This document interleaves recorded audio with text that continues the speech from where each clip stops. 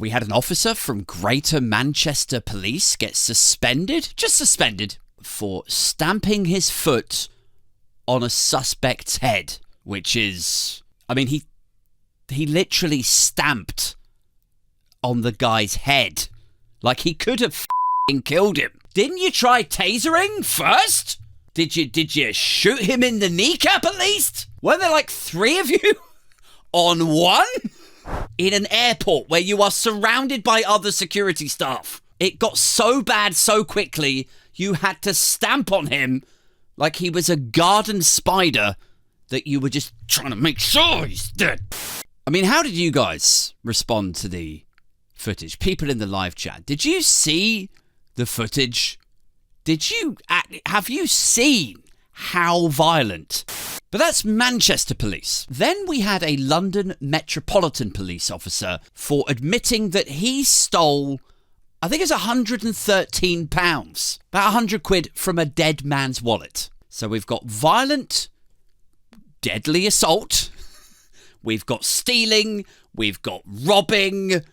I mean, in case you had only just tuned into this last box set of Normal Ireland, the UK's police forces in the last few months have deteriorated from what, like a publicly funded service, right? That's supposed to keep you safe and protected. They've gone from that to a woman beating, woman kidnapping, and murdering, head stomping gang who literally steal the money themselves because what? This is just my hunch here.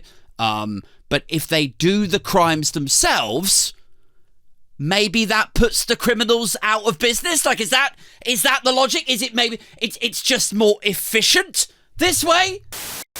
Are all of these bad apples actually just undercover cops? You know, and it's got a bit out of hand.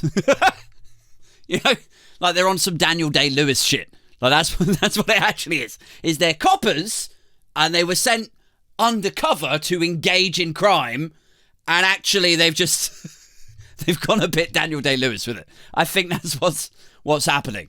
You know, I think if you pull one of them aside and then ask them about it, they'll be like, yeah, that's funny. I'm a copper, but then I started robbing and kidnapping, you know, to blend in with the other criminals and stuff. And then, I suppose it's weird. Like, I got a bit carried away, you know. I got a bit carried away and I buried 3 people in the marshes. I've committed a bit too much to the role here. I always said, like, if you paid them a little bit more, you'd have a better caliber of candidate, wouldn't you, for the police force? Like, if you pay peanuts, then you get what you pay for, sort of thing.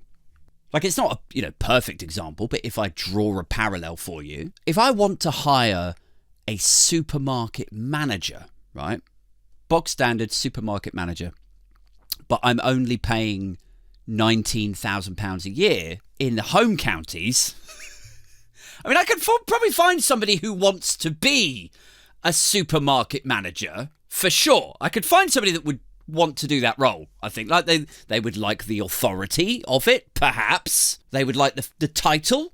I mean, the fact that they can go and tell their mates down the pub that they are a manager, that somebody gave them a role as a manager. I'm in charge of the whole deli section. But nobody's who's actually qualified to be a manager with common sense and maturity and experience.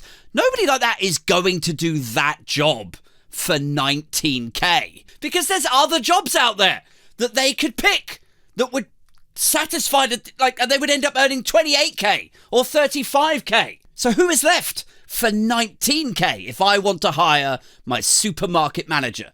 Who have I got to choose from for £19,000? Who's left? The people for whom £19,000 is a pretty good deal. Who would that be? That would be, people who currently are working in retail. Maybe there's nothing wrong with that, but like that would maybe they could step up and be a manager. Maybe, a cleaner who's earning, I don't know, the equivalent of 12k or 14k a year after tax, or so, like maybe they would want to step. Like the pool is just so shallow at that point. Maybe you'll get lucky with your 19k job offer and job spec. maybe you'll get lucky and find somebody who does come from that, and 19k is actually enough for them. Maybe you'll find one or two like that. But then you'll just lose them like in 6 months' time because another supermarket will go, why are you being a supermarket manager for 19k? We pay them 28 over here. Come over here. You just lose them. Plus, if we're actually talking about this as a parallel to the Metropolitan Police, right? You might find one or two that might take that job, but you have to hire 5,000 of them. I mean, how many bad apples would you be willing to tolerate to make the saving that they charge you to achieve by paying them nothing? How many bad apples would you be willing to tolerate and hire and train and make them pinky promise that they won't abuse their role? How many? Like, if you're hiring 5,000 police, right, and you upped the salary to £50,000, 5,000 times 50 grand, that's 250 million pounds a year, right? Which sounds a lot, but then, what if that 250 million results in way fewer court cases of misconduct and kidnapping, less compensation, less PR embarrassment? What if the 250 million pounds results in more trust in the police because you don't have this clown over here stealing 100 quid out of a dead guy's wallet? Just pay a bit more. It's all I'm thinking. Higher caliber candidate.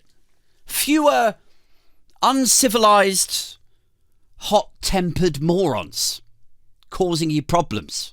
I think there's something in that. And if you don't believe me, just look at the city, right? Not the City of London Police, the actual city, right? The banks, the investment managers, the hedge funds, all right? They pay 6-figure salaries, all right? And there are absolutely no crimes in the City of London whatsoever. Okay, so I'm not saying that it's a foolproof theory or whatever. There's something in it.